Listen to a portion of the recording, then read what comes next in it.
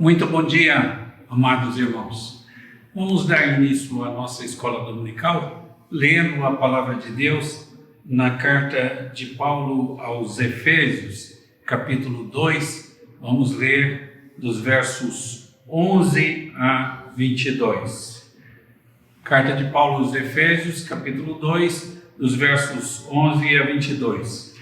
Nos diz a palavra do Senhor: portanto, lembrai-vos de que outrora, vós gentios na carne, chamados incircuncisão por aqueles que se intitulam circuncisos na carne, por mãos humanas, naquele tempo estáveis sem Cristo, separados da comunidade de Israel e estranhos à aliança da promessa, não tendo esperança e sem Deus no mundo. Mas agora, em Cristo Jesus, vós que antes estáveis longe, fostes aproximados pelo sangue de Cristo, porque Ele é a nossa paz, o qual de ambos fez um, e tendo derribado a parede da separação que estava no meio, a inimizade, aboliu na sua carne a lei dos mandamentos na forma de ordenanças, para que dos dois criasse em si mesmo um novo homem, fazendo a paz. E reconciliasse ambos em um só corpo com Deus, por intermédio da cruz, destruindo por ele a inimizade. E vindo, evangelizou paz a vós outros que estáveis longe, e paz também aos que estavam perto. Porque por ele ambos temos acesso ao Pai em um Espírito. Assim, já não sois estrangeiros e peregrinos, mas concidadãos dos santos, e sois da família de Deus, edificados sobre o fundamento dos apóstolos e profetas, sendo Ele mesmo, Cristo Jesus, a pedra angular, no qual todo edifício bem ajustado cresce para santuário dedicado ao Senhor, no qual também vós, juntamente, estáis sendo edificados para a habitação de Deus no Espírito. Assim temos lido a palavra de Deus. Que o Senhor nos abençoe e inscreva em nosso coração a sua palavra, para que não pequemos contra Ele. Quero convidá-lo neste instante a orarmos, confessando os nossos pecados. Oremos a Deus. Senhor, nosso Deus e Pai, ao olhar para a tua beleza, santidade, majestade e pureza, olhamos também para nós e só enxergamos pecado e maldade em nós. Pecamos com nossas atitudes, pecamos com nossas palavras, pecamos com os nossos pensamentos, pecamos pelas nossas ações e pecamos por nossas omissões. Claramente não somos adequados para comparecer à tua presença. Mesmo assim, nos aproximamos de Ti, mas o fazemos pelos méritos exclusivos de Jesus Cristo. Confessamos nossos pecados e renovamos nossos propósitos de fidelidade a Ti, pois nós oramos em nome de Jesus. Vamos, neste instante, acompanhar um dos cânticos da mocidade. Queremos o Teu nome engrandecer e agradecer-te por Tua obra em nossa vida. Confiamos em Teu infinito amor, pois só Tu és o Deus eterno sobre toda a terra e céu.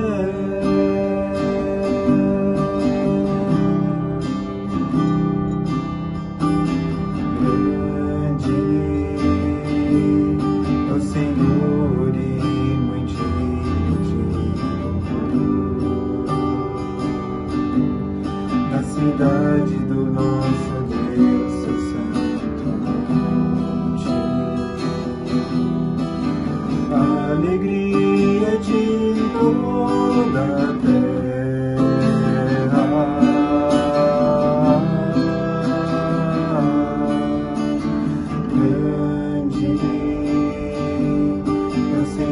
Senhor em quem nós temos a vitória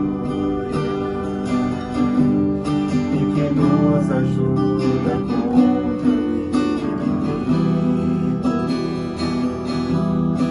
Por isso diante dele nos prostramos,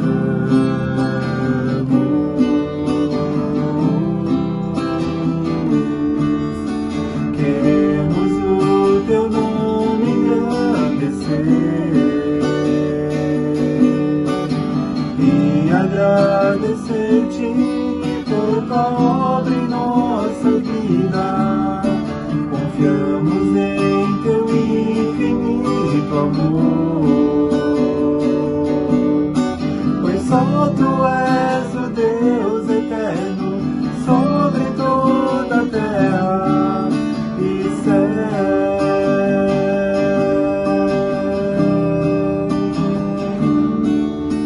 Queremos o teu nome engrandecer e agradecer-te por tua obra em nossa vida. Confiamos em teu infinito amor, pois só tu és o Deus eterno sobre toda a terra e céu.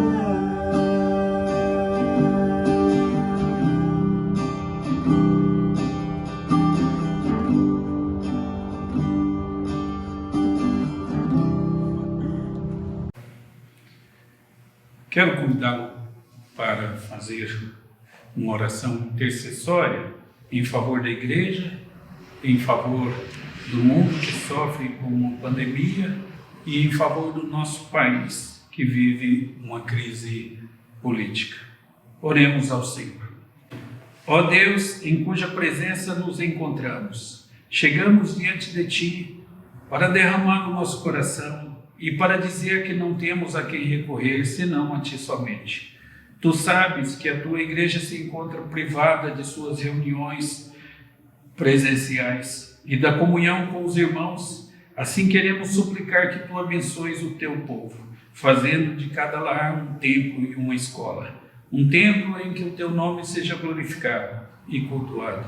Uma escola em que a Tua palavra seja estudada, aprendida e ensinada. Senhor, queremos suplicar em favor do mundo que sofre com o novo coronavírus. Pedimos em favor dos cientistas para que sejam iluminados por Ti na produção de uma vacina eficaz. Pedimos em favor daqueles que trabalham em pesquisa, buscando medicamentos que contenham essa pandemia. Pedimos em favor dos médicos, enfermeiros e daqueles que trabalham em hospitais na linha de frente no combate ao Covid-19. Pedimos em favor das famílias enlutadas e pedimos em favor dos desempregados. Senhor, suplicamos em favor do nosso país que sofre essa crise política tão escandalosa. Pedimos em favor dos vereadores, prefeitos, deputados estaduais, governadores, deputados federais, senadores, do presidente da República e seus ministros e do sistema judiciário. Rogamos que inclines o coração de nossos líderes para que decidam coisas boas para o nosso país e para que assim o teu povo viva em paz, pois nós pedimos isso em nome de Jesus. Amém. Hoje quero falar com vocês sobre uma casa unida. Recentemente eu tive um sonho bastante curioso. E eu sonhei que recebi um pacote vindo da Alemanha. E quando eu abri o pacote, havia um pouco de alvenaria esmigalhada ali, e de um colorido estranho, e meio vermelho e meio azul. E eu olhei aquilo por um momento e desejando saber se tinha sido tentado enviar um vaso para mim e o correio não tinha sido muito cuidadoso e quebrado aquilo e não pude compreender bem. Então me lembrei do que tinha acontecido na Alemanha. O muro de Berlim tinha caído. O fato é que uma cidade que tinha sido dividida durante quase 40 anos foi reunida de novo, unificada novamente. Se você tivesse viajado para Jerusalém nos dias do apóstolo Paulo, você teria conhecido outro muro. Esse não estava forrado com armas de guerra, é verdade, com torres, com metralhadoras ou arame farpado, como na Alemanha, mas ele não era menos divisivo de jeito nenhum. Era um muro de pedras e não muito alto, e ele cercava o templo. Dividia o pátio externo do templo, conhecido como Corte dos Gentios, ou Pátio dos Gentios, como queiram. E dividia isso do pátio interno, ou Corte interna. E havia vários portões neste muro, e em locais todos, em locais estratégicos. E cada portão tinha uma placa. Se você fosse lá nos dias do apóstolo Paulo, você veria a placa. E a placa tinha uma advertência em 3 línguas: língua hebraica, do povo judaico, língua grega, que era mais ou menos a língua universal naqueles dias, e a língua latina. E a placa avisava que nenhum gentil tinha permissão de passar daquele ponto sob pena de morte. Ninguém podia atravessar aquele muro, nenhum gentil podia atravessar aquele muro. Você vê, os gentios eram totalmente excluídos do culto a Deus no templo. Eles podiam ir e cultuar a Deus, mas tinham que fazer isso de longe, lá do pátio dos gentios. E eles eram excluídos da comunidade do povo de Deus. Eles são chamados de estranhos. E caso se aproximassem, eles deviam ser mortos. Para o judeu, existia o povo judeu e existia o goim. Goim era todo mundo que não era judeu. E eram estranhos, e eram separados, e não podiam passar daquele ponto, sob pena de serem condenados à morte. Na verdade, quando Paulo escreveu aos Efésios de uma prisão romana, a razão para a sua preocupação inicial foi por causa de uma revolta que tinha acontecido quando pensaram que um gentio havia ultrapassado, havia passado aquele muro. E Paulo tinha um ministério entre os gentios. Ele era notável como apóstolo dos gentios. E havia vários gentios que trabalhavam com ele no ministério. Paulo não foi sempre assim. Ele tinha começado como um racista, para falar a verdade. O seu racismo o levava no caminho de volta ao seu pai e ao pai do seu pai e a Abraão.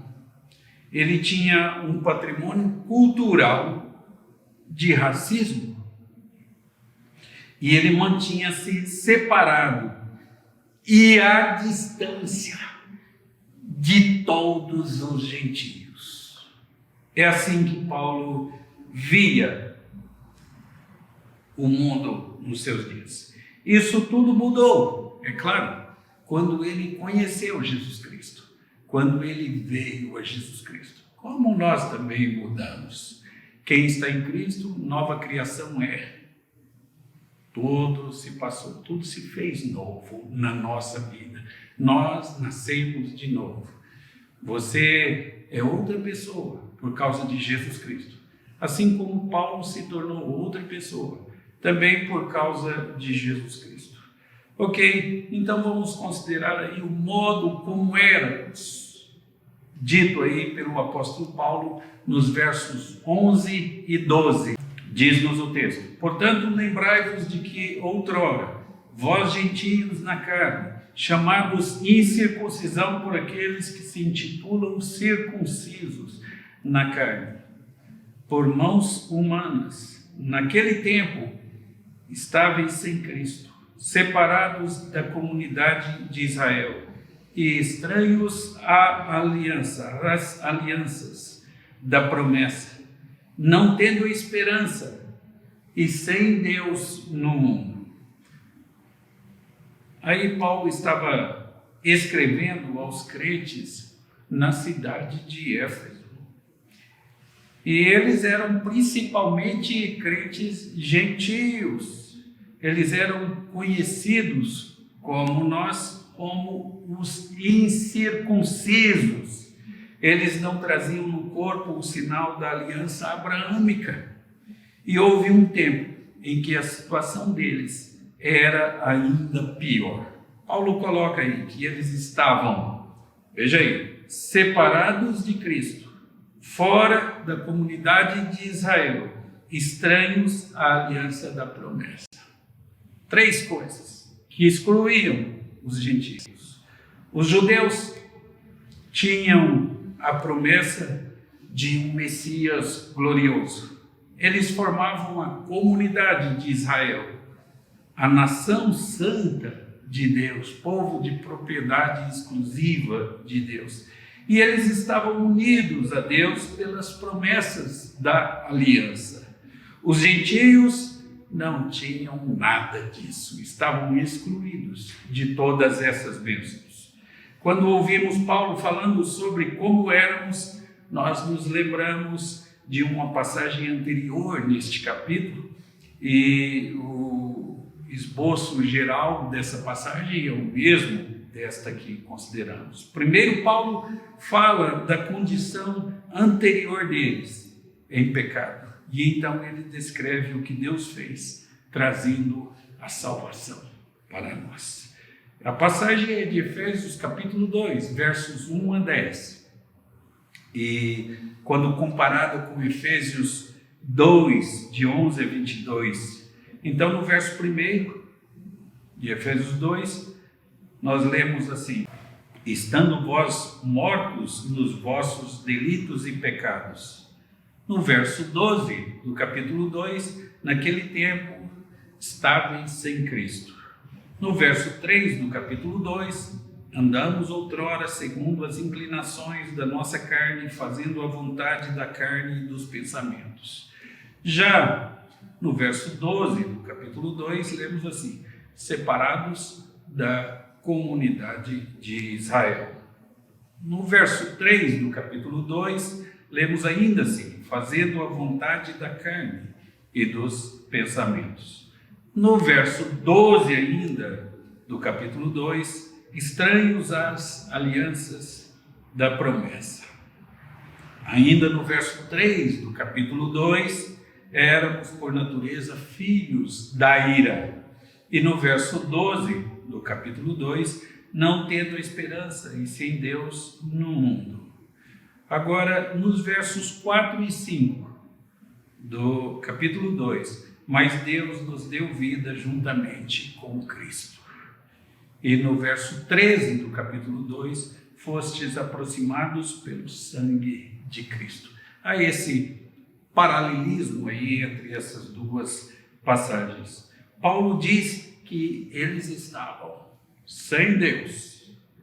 O grego diz que eles eram ateus, na verdade.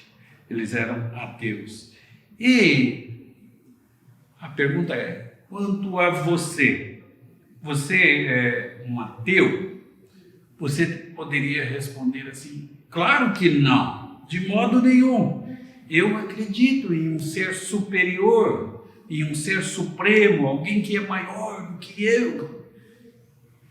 Mas eu continuo insistindo: você está vivendo como se não houvesse Deus? Se você não está amando com todo o seu coração, com toda a sua alma e todo o seu corpo, e se você não estiver servindo, então você é um ateu praticante. Ou seja, você sabe que Deus existe, mas você vive como se Deus não existisse. Bem, agora, tendo dito o que éramos, Paulo passa a tratar do que Deus fez por nós. E a palavra é uma só, é paz. Eu gosto desta palavra, porque ela significa a perfeita harmonia de toda a criação, contribuindo para o bem daqueles que amam o Senhor. São as estações no tempo próprio, são as chuvas que caem na época adequada para regar a terra, para que ela produza mantimento, para sustentar os homens, os pássaros, os animais. São os rios que regam os vales, são os ventos que sopram da maneira certa, no lado certo, são os movimentos da terra, enfim, é a perfeita harmonia de toda a criação que converge para o bem daqueles que amam a Deus. Então, em uma palavra, o que Deus faz por nós é nos trazer a paz.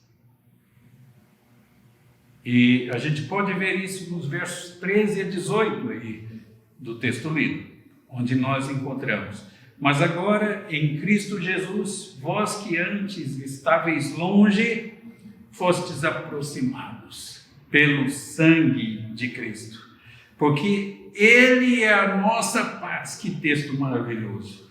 O qual de ambos fez um, e tendo derribado a parede da separação que estava no meio, a inimizade, aboliu da sua carne a lei dos mandamentos na forma de ordenanças, para que dos dois criasse em si mesmo um novo homem, fazendo a paz, e reconciliasse ambos em um só corpo com Deus, por intermédio da cruz, destruindo por ela a inimizade. E vindo, evangelizou paz a vós outros que estáveis longe, e paz também aos que estavam perto, porque por ele ambos temos acesso ao Pai em espírito. Bem, quando as coisas parecem tão ruins, quando podiam ser, somos apresentados a um conjunto aí de contrastes, de diferenças. Aqui é como as coisas eram, mas agora vocês estavam antigamente distantes, fora, mas agora, enfim, mostra o que éramos e o que Deus fez por nós, né? Vocês foram trazidos para perto. Deus nos deu a paz. Deixo-vos a paz, a minha paz vos dou. Não vos la dou como o mundo a dá. Não se turbe o vosso coração, diz-nos o Senhor Jesus. Veja a mudança no tempo e no tipo de ação que temos aí. O movimento é de continuidade para um ponto no tempo.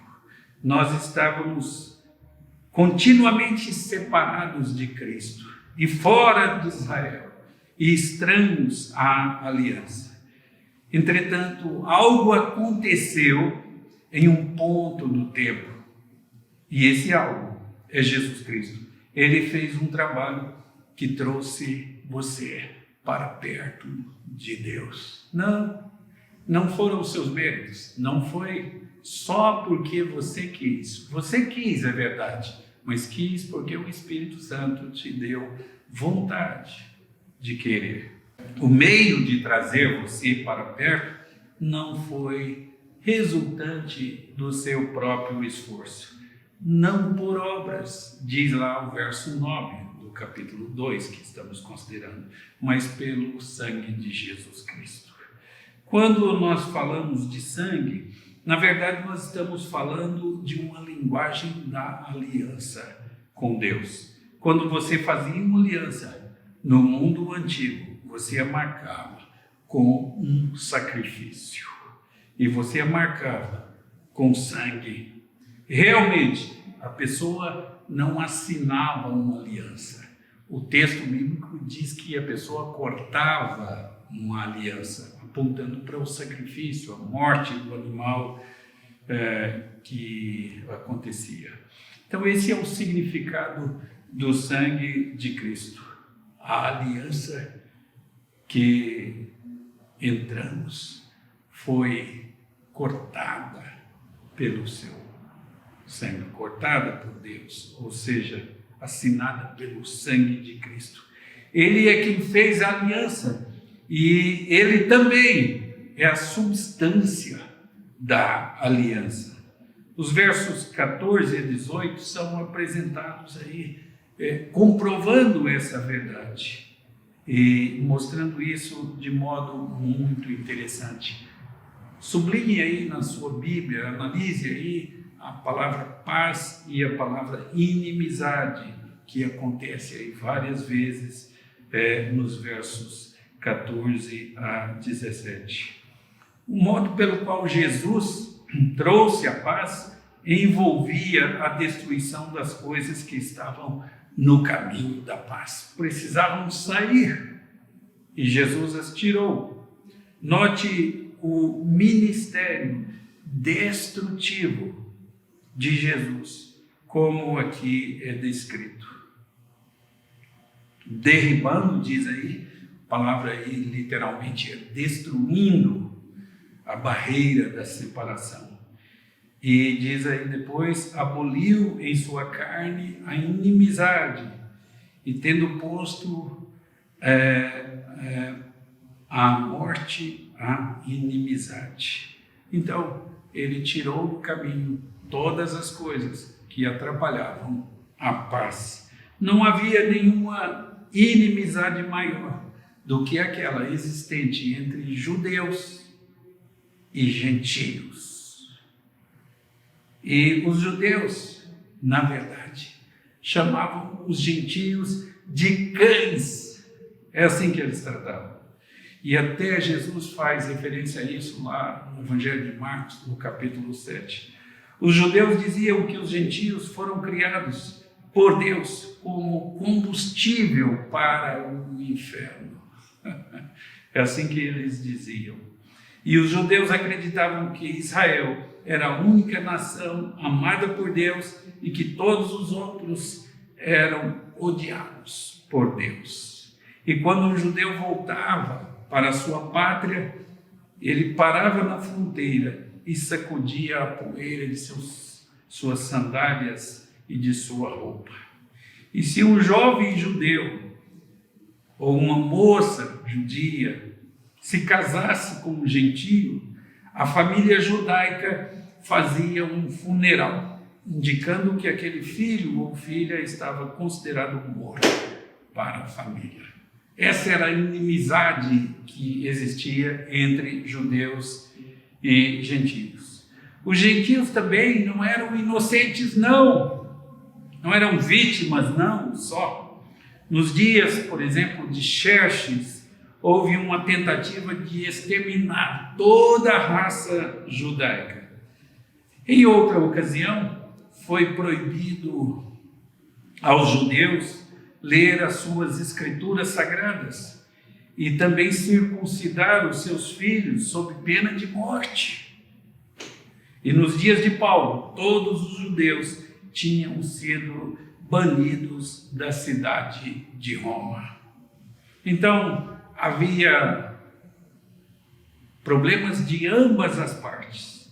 Agora o texto de Paulo diz, mas Cristo trouxe a paz. Isso tem a grande aplicação para a igreja dos nossos dias. Significa que a igreja tem uma base para a reconciliação racial entre judeus e gentios, entre pretos e brancos e amarelos, entre anglos e hispânicos e assim por diante. A maldição de Babel, da Torre de Babel, foi visualmente transformada no dia de Pentecoste. A barreira dos idiomas que tinha servido, os idiomas que tinham servido para dividir povos e raças diferentes, foi cruzada em um trabalho miraculoso do Espírito Santo. Então voltou-se àquele tempo anterior a Gênesis 10, quando havia só uma língua e todos compreendiam. E isso foi produzido pelo Espírito Santo. A implicação desse evento é que nossas distinções raciais não devem nos dividir. Pretos não são melhores que brancos, brancos não são melhores que pretos, e ambos não são melhores que amarelos, e americanos não são melhores que brasileiros, e assim por diante. Poderíamos fazer uma lista aí de coisas, né? Índios são igualmente importantes diante de Deus. O que Deus está fazendo então? O que Deus está fazendo, o que Deus está construindo desde Adão é um edifício. E Paulo mostra isso aqui de forma muito clara, dos versos 19 a 22. Diz assim: assim já não sois estrangeiros e peregrinos, mas concidadãos dos santos e sois da família de Deus, edificados sobre os fundamentos, o fundamento dos apóstolos e profetas, sendo ele mesmo, Cristo Jesus, a pedra angular, no qual todo edifício bem ajustado cresce para santuário dedicado ao Senhor, e no qual também vós juntamente estáis sendo edificados para a habitação de Deus no Espírito. Deus tem um trabalho contínuo na igreja dos nossos dias. É um trabalho de unificação, e talvez por isso o elemento essencial da igreja seja o amor. Não é a fé, é o amor. Agora, pois, permaneçam a fé, a esperança e o amor. Desses três, o maior deles é o amor, diz Paulo quando escreveu aos Coríntios. E esse trabalho de unificação é apresentado aí com 3 ilustrações dos versos 19 a 20, você pode sublinhar aí, para retratar a unificação de judeus e gentios. Ou seja, Deus, desde Adão, está construindo um único povo. O problema da humanidade desde Adão é o pecado, até hoje. E a salvação que foi dada por Deus é Jesus Cristo, tanto para Adão como para os nossos dias, desde Adão até os nossos dias. Jesus é aquele que haveria de esmagar a cabeça da serpente. Então nós temos 3 ilustrações aí para essa construção, essa unificação, esse edifício. Nós temos, primeiro, uma cidade, quando somos chamados de concidadãos dos santos. Temos uma família, quando é dito família de Deus. E temos um edifício. Estais sendo edificados, diz o texto. O edifício é, de fato, um templo.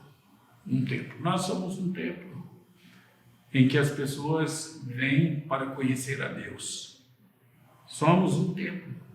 Nós somos a palavra de Deus, a única Bíblia que muita gente vai ler em toda a vida. E o único templo que as pessoas vão conhecer, muitas pessoas vão conhecer durante toda a vida, somos nós. Somos um templo.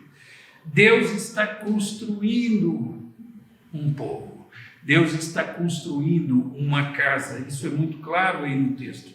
E a sua fundação está nos apóstolos e profetas. Cristo é a base. E isso nos traz a uma pergunta: por quê? Por que os apóstolos e profetas são chamados de a fundação da casa? Porque Cristo é descrito como a base da casa. Porque Ele Jesus Cristo, não é a fundação. Bem, são os apóstolos e profetas que apresentaram a verdade da obra de Cristo aos homens e que creram e se tornaram uma parte do edifício. Os efésios nunca conheceram a Jesus na carne, mas eles conheceram Paulo e conheceram Silas. Cristo é a pedra angular. A pedra angular sustenta duas pedras opostas. E Cristo une os judeus e os gentios. É por isso que ele é chamado de pedra angular. E se você está em Cristo, então você é uma parte desta casa, deste edifício, deste templo. Você está junto comigo e com o restante da igreja. Nós somos um edifício, e não só um edifício, somos um templo. Você sabe o que é um templo? É um lugar onde você se encontra com Deus. É um lugar onde Deus habita. Deus habita em você e as pessoas se encontram com Deus por meio de você. Nós somos um templo. Isso não está falando individualmente de nós. Somos individualmente templos de Deus, é verdade? Isso pode ser visto na primeira carta aos Coríntios, capítulo 6, no verso 19. Mas aqui não é o que Paulo está falando. Ele não está falando de nós como indivíduos. Aqui ele está falando da coletividade, da verdadeira igreja. Todo o povo de Deus compõe este templo único. A casa que Deus está preparando é o povo de Deus. Pense nisso. Aqueles que uma vez fizeram seus cultos para adorar falsos deuses e deuses pagãos, em templos pagãos de Éfeso, foram trazidos para a comunidade da aliança de Deus, para se tornar uma parte do verdadeiro templo de Deus na terra, e para se tornar um com os judeus. Judeus e gentios passam a compor um único povo. E esta é uma coisa maravilhosa que Deus fez. Ele fez um único corpo de povos diversos, todas as tribos, raças, línguas e nações. Ele fez um único povo, não dois povos, não dois corpos, não dois edifícios, não um Israel do Antigo Testamento e uma igreja do Novo Testamento, um corpo, um edifício, um templo. É por isso que só tínhamos um templo. Servia como lugar de habitação para o único Espírito Santo. E se você estivesse em Berlim, quando eles demoliram o muro divisor, se você estivesse lá, seria uma experiência comovente ficar de pé no lugar do muro e compartilhar as boas novas de liberdade com um guarda, com um policial naquele local, onde antes atiravam em pessoas que tentavam fugir da tirania do comunismo. Seria interessante ter e guardar um pedaço daquele muro que dividia um povo. Um memorial de que o Evangelho destrói as barreiras, de que o Evangelho une as pessoas e de que o Evangelho constrói uma casa onde Deus habita. Eu fico maravilhado com esses ensinamentos do poder de Deus sendo manifesto na história e Deus formando um único povo, desde Adão até a volta de Jesus Cristo. Sim, nossa igreja é importante. Quem é membro da nossa igreja? Abraão é membro, Adão é membro, Davi é membro. Sim, nós temos raízes, Jeremias, Isaías, nós temos uma membresia muito importante. Paulo também é membro, e você é membro desta igreja. Agora, uma coisa importante: no céu não existe nenhum presbiteriano conservador. No céu não existe nenhum membro, nenhum cristão evangélico no sentido de pertencente a uma igreja com sua placa. Não existe nenhum batista. No céu existem cristãos, crentes em Jesus Cristo, que formam um único corpo, que formam um único edifício, que formam um povo só. É isso que existe no céu. Qual a aplicação disso? Vamos amar os nossos irmãos. Vamos amar as pessoas de todas as raças, de todos os povos, de todas as tribos, línguas e nações. Porque pertencemos a uma única família, a um único povo, ao povo de Deus. Que assim o Senhor nos ensine a amar o próximo e a não discriminar raça alguma ou pessoa alguma. Amém. Em resposta ao que estudamos na escola dominical, vamos orar a Deus novamente. Senhor, nosso Deus e nosso Pai, louvamos o Teu nome pela Tua palavra. Ela fala do que éramos, do que somos e do que seremos.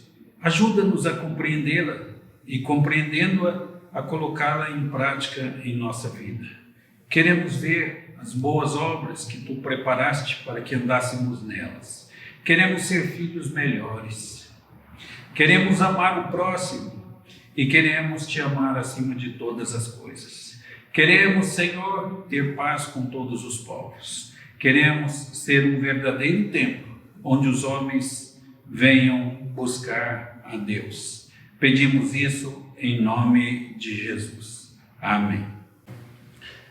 Quero convidá-lo a acompanhar um dos cânticos da mocidade. Este mundo jamais pode me separar dos valores celestiais que eu vou receber.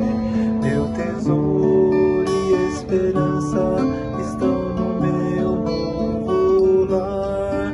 Sou herdeiro com Cristo, vou com Ele morar. Céu, lindo céu, céu, lindo céu, há mansões celestiais, todas feitas por Deus.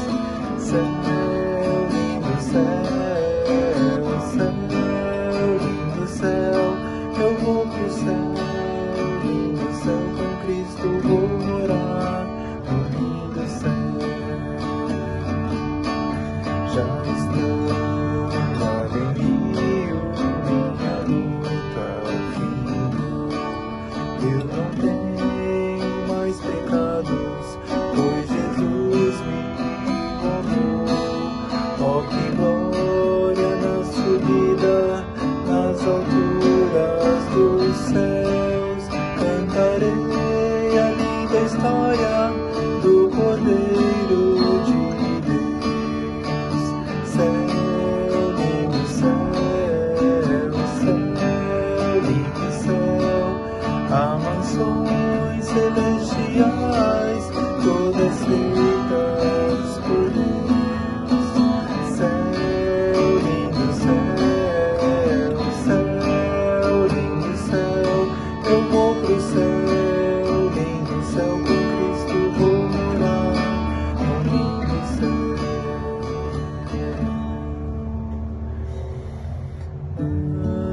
Manso e suave, Jesus convidando, chama por ti e por mim.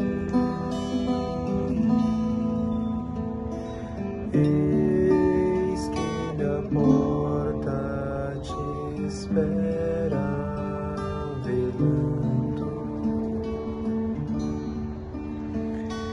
vela por ti e por mim. Vem já, vem já.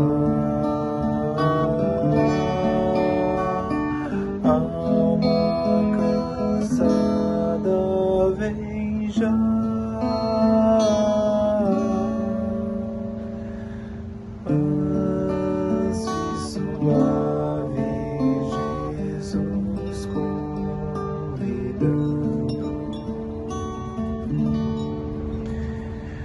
chama ao pecador,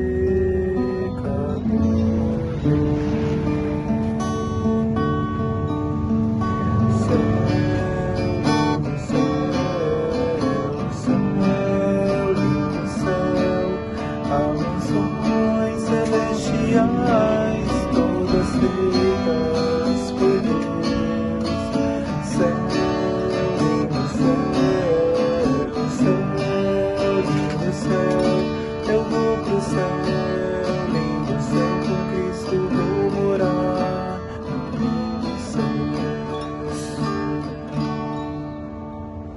Recebei a bênção.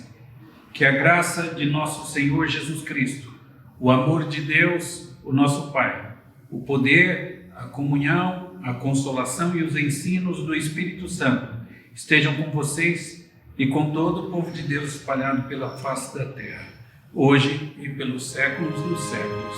Amém.